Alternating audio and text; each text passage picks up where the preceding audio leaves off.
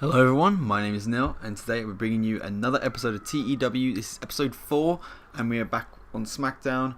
We are in California with 7,000 people in attendance and we're going to start off with Dean Ambrose's music hits. He opens the show with a microphone in his hand. He talks about Shane McMahon, the Authority, and he finally calls out Bray Wyatt, but instead Eric Warren from the Wyatt family comes down to the ring. He is also followed by a referee. So it's got a B- as Dean Ambrose picked up the win against Eric Rowan. A backstage segment between AJ Styles and Luke Gallows and Carl Anderson, similar to last week on SmackDown, as Luke Gallows and Carl Anderson remind AJ that they have his back tonight. So AJ was a real star in this segment, a C-. And we get a C. This is just a throwaway match to, yeah, it brought the crowd down a bit, which was as planned. Dudley Boys just pick up a win against R-Truth.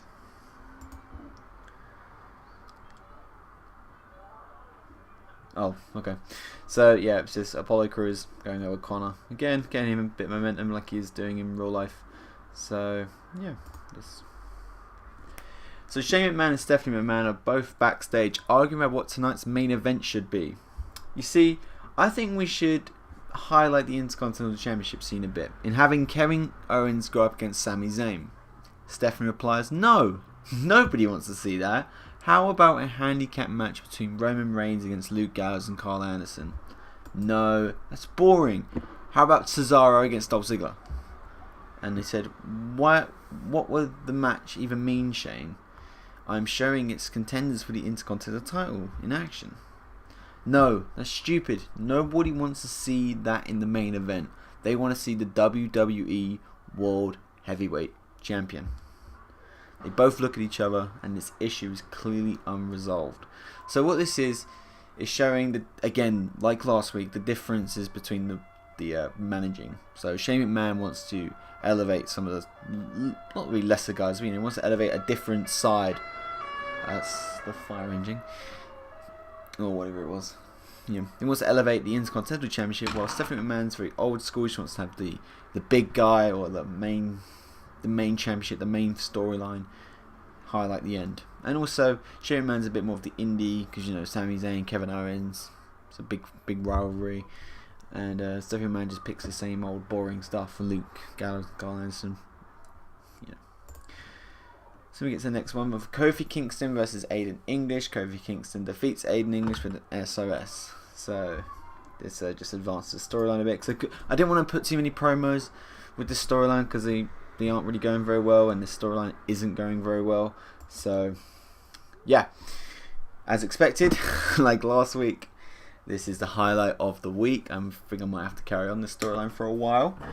Make it a long one, but nevertheless, John Cena comes out to the ring with a microphone in his hand. He talks about his injury, the state of the WWE, and missing wrestling at WrestleMania. He finally moves to the subject of Chris Jericho.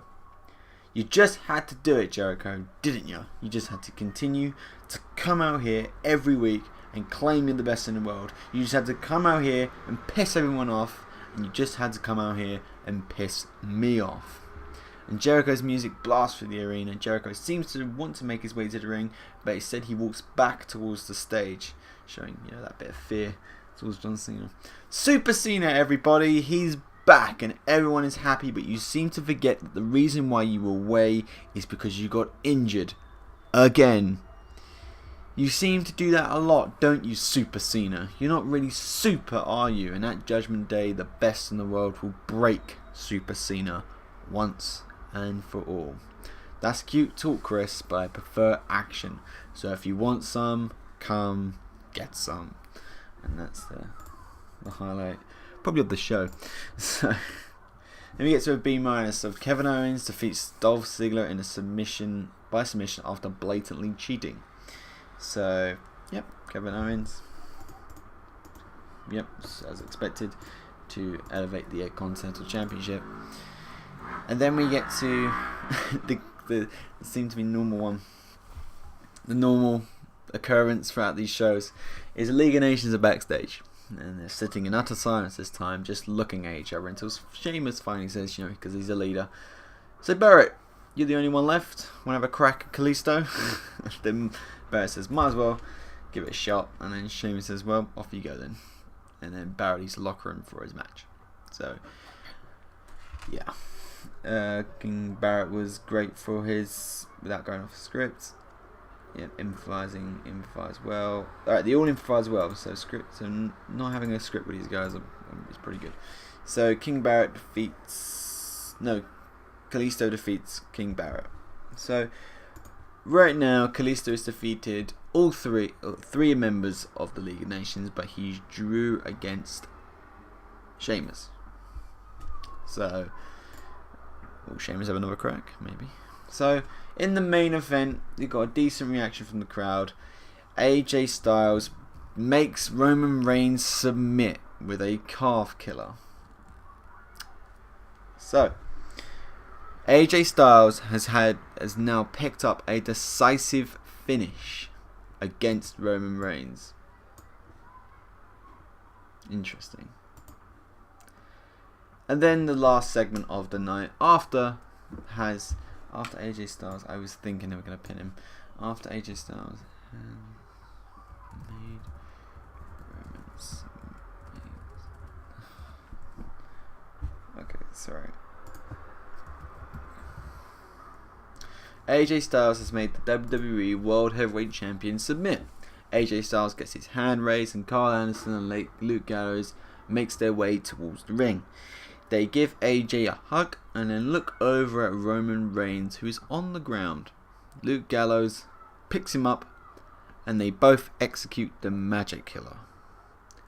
AJ Styles is looking confused. So yeah, they did not look too good going off script apart from Roman Reigns. that doesn't make sense. So we're going to end the show, and this got a, I'm going to guess like a B-. That's better. It's better than what we've got before. So yeah. So I've read up on the guide things, and it's mainly towards the end. The angle doesn't really matter what order they're in, but the matches do. So this is apparently like 80%, and your second match is 10%, and then the rest of the card just all adds up to an average, and then that's your final match score. But then on angles, I think it's like first, second, third, and then they just average that up. So I'm going to continue, and I'm going to end the video off here. So thanks for watching, hope you enjoyed it, and I'll see you guys next episode. Goodbye.